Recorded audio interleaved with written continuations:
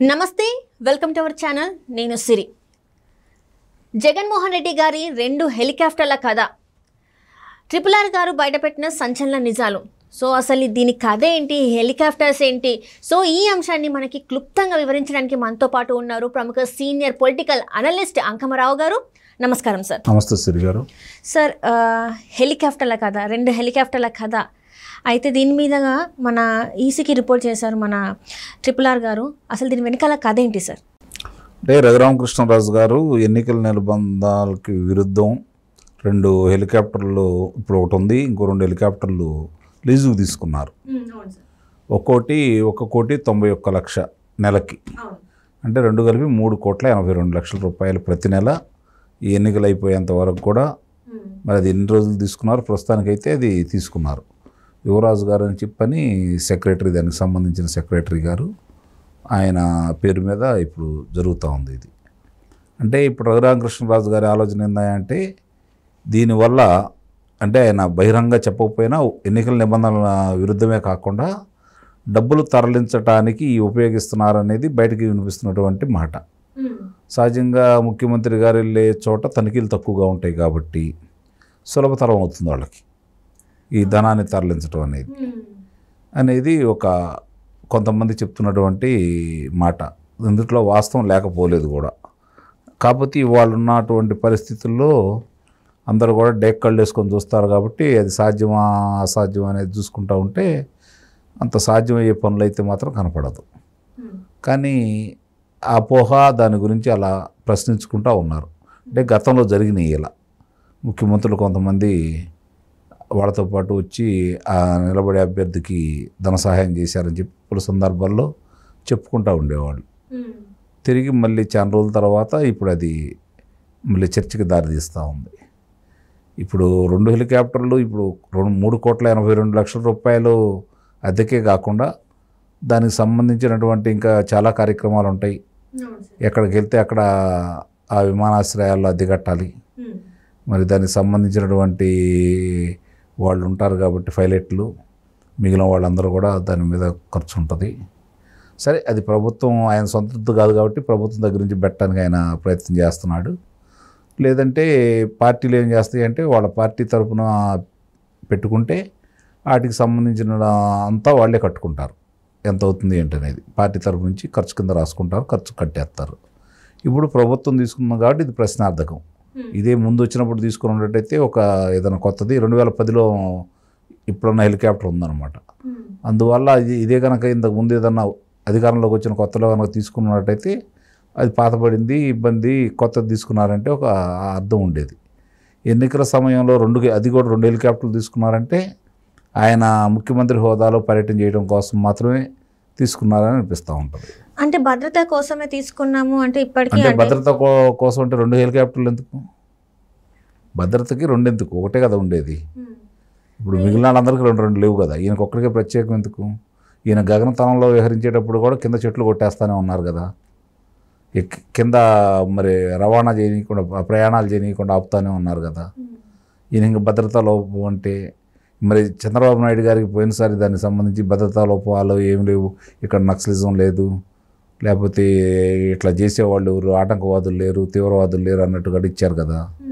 అంటే ఇప్పుడు వాళ్ళు ఏదైనా సరే ఒకటి చేయాలనుకుంటే చేయగలరు జగన్మోహన్ రెడ్డి గారు. అందుట్లో వెనక ముందేం లేదు. కానీ ఇదంతా ప్రభుత్వానికి నష్టం చేకూర్చేలా అనిపిస్తుంది కదా. ప్రజలకి నష్టం, ప్రభుత్వం ఏముంది, ప్రజలకే కదా నష్టం. ప్రజల పన్నులతోటే కదా ఈ ప్రభుత్వాలు నడిచేది. వీళ్ళ ఆస్తులు ఏమైనా అమ్మేస్తే ప్రభుత్వాలకు బెటర్ కదా. ప్రజలకు నష్టం. ఇప్పటికే ఈ ప్రభుత్వం వల్ల అపారమైన నష్టం ఏర్పడింది. దాంట్లో ఇది కొంత ఏమైతే ఇంకొక 5-6 కోట్లు అవుతుంది. అంటే ఇక్కడ నాకు అర్థం కాని విషయం ఏంటి సార్, ఇందాక మీరు చెప్పినట్టు ఒక హెలికాప్టర్ అయితే సరిపోతుంది ఎక్కడికైనా ప్రయాణం చేయాలి అనుకుంటే. ఇక్కడ 2 హెలికాప్టర్లు తీసుకొని, ఒకటి విశాఖపట్నంలో, ఒకటేమో విజయవాడలో.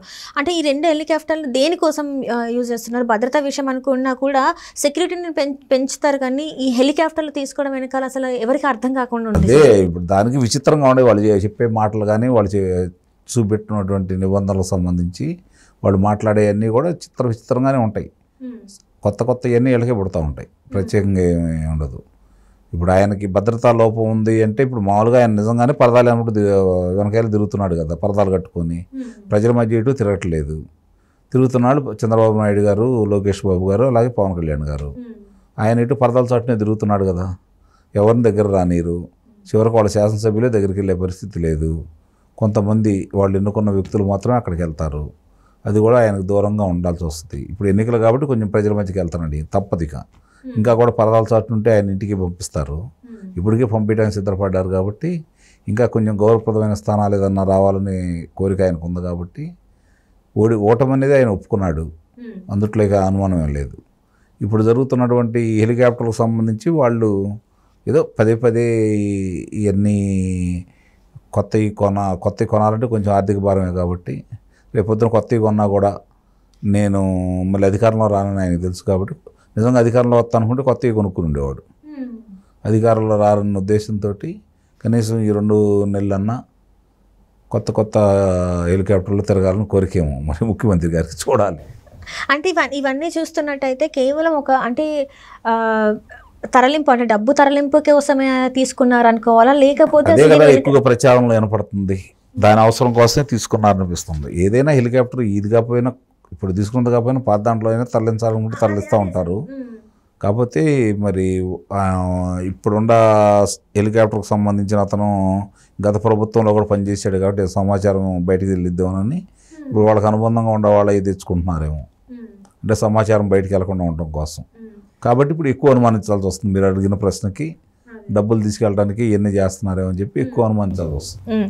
అంటే సార్ ఇప్పుడు జగన్మోహన్ రెడ్డి గారు ఇలాంటి చర్యలకి అంటే ఇప్పుడు ప్రభుత్వానికి నష్టం, అంటే ప్రజల సొమ్ముతో తీసుకున్న వీటికి రేపు భారీగా మూల్యం చెల్లించాల్సి వస్తుంది కదా సార్. ఎందుకంటే ఇప్పుడు వీటన్నిటికీ ఆన్సర్ చెప్పాల్సి వస్తుంది కదా సార్. ఎందుకు తీసుకున్నారు, దేనికోసం తీసుకున్నారు అని అడిగినప్పుడు ఏం ఆన్సర్ చెప్తారు సార్? కుంభకోణాలు బయటపడ్డ వాళ్ళే ప్రశాంతంగా తిరుగుతూ ఉన్నారు, జైలు పాలు కాకుండా. ఈయన సమాధానం ఎందుకు చెప్పుకుంటాడు? అంత ఇప్పుడు ఏ రాజకీయ నాయకులు శిక్షలు పడుతున్నాయండి? గతంలో ఏదన్నా పొరపాట్లు చేసిన రాజకీయ నాయకులు శిక్షలు పడి ఉంటే తర్వాత వచ్చిన వాళ్ళు జాగ్రత్త పడేవాళ్ళు. ఇదే చట్టాలు రక్షిస్తున్నాయి, ఇదే రాజకీయ నాయకులు రక్షిస్తున్నారు కదా. శిక్షలు పడితే ఏం చెప్పని ఎక్కువగా భావించాల్సిన పని ఏం లేదు.